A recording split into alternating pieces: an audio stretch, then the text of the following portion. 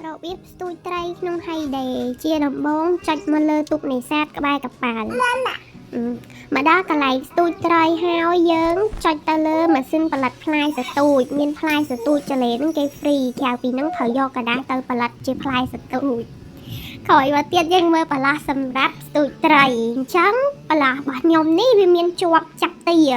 អញ្ចឹងខ្ញុំប្រមូលផលរោមទាសិនមកដើម្បីបានបន្លាស់យកមកស្ទូចត្រី